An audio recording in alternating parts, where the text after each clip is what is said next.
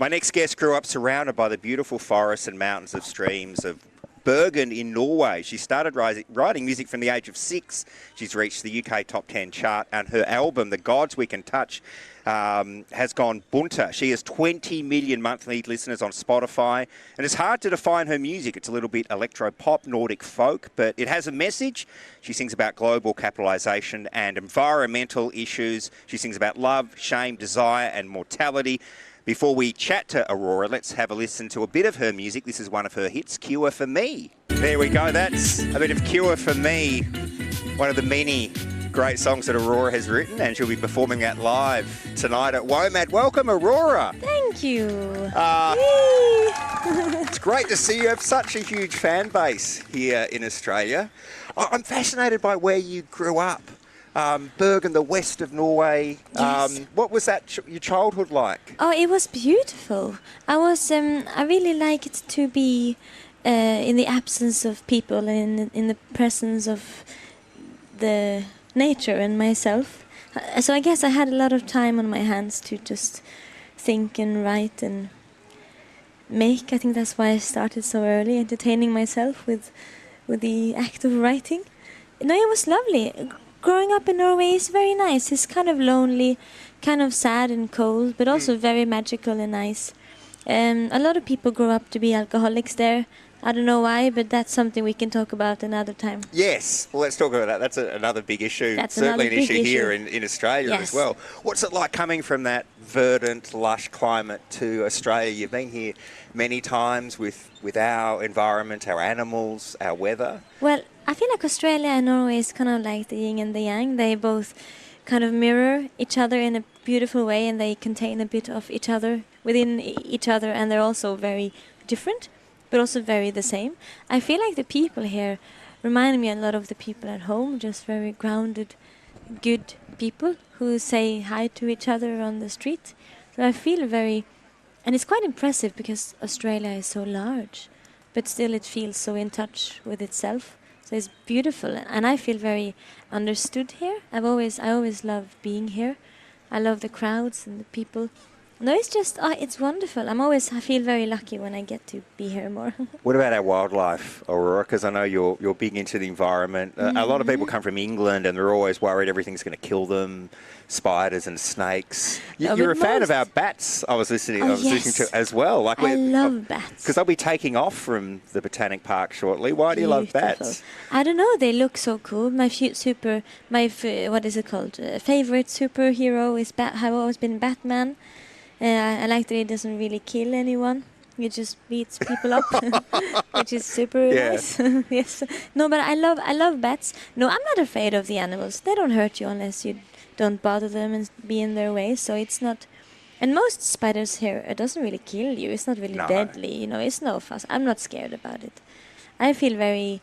I don't know. It's good for people to not always be at the top of the chain of the animals all the time, and it's good to learn how to have to live a bit with the animals around you. You use your music to talk about the climate. How passionate are you in that kind of battle to prevent climate change? Oh, well, I'm super passionate. Well, there's so much in the world to think about and to care about and to worry about, but also to be happy about, of course. There's so much good also, but there's so much in the world now to be aware of, and I feel like an issue that touches literally everything, every one of us, and it's always the people who get hurt the most, who again is hurt the most by global warming. So it helps all the causes we care about to help. If you help the environment, it's so important. Do you think people your age will be able to make the change that's been so slow? I think, well, we have to, because now is a very critical time that we have to make a change now. We have to fix things now. We're already kind of a bit too late.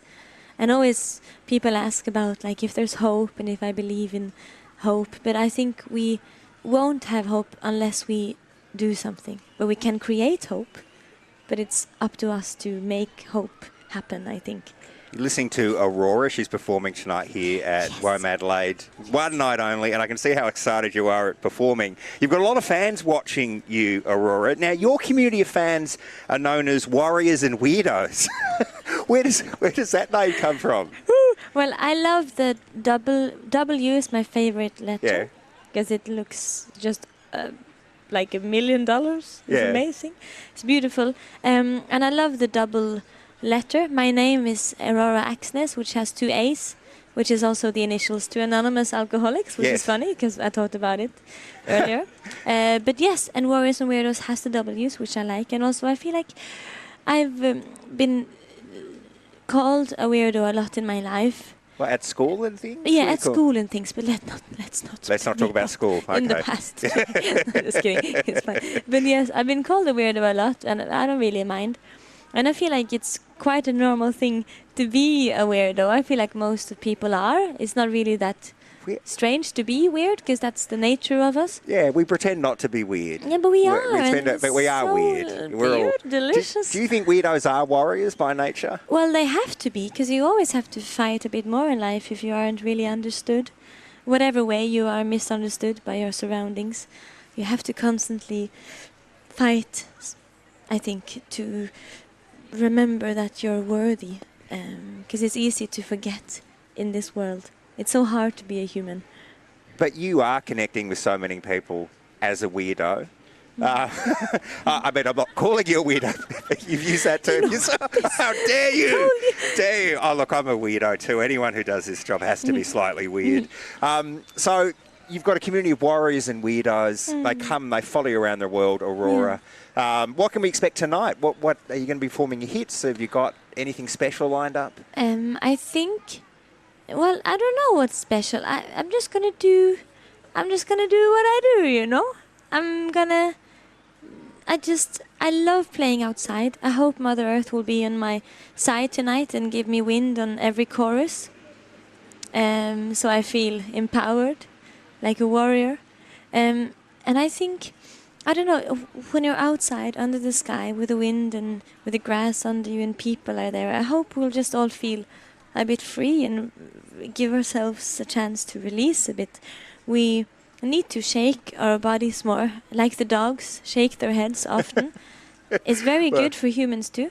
Well, I will shake like a dog, I'm embracing my inner weirdo. I feel better about being a weirdo. I can finally tell people on radio, my name is Jules Schiller, and I'm actually a weirdo. Oh, it's beautiful. Aurora, thank you so much. Have a great show tonight. We have to go to the 5 p.m. news. Aurora, everyone. After the 5 p.m. news, Billy Bragg will join me here at the radio broadcast station. See you then.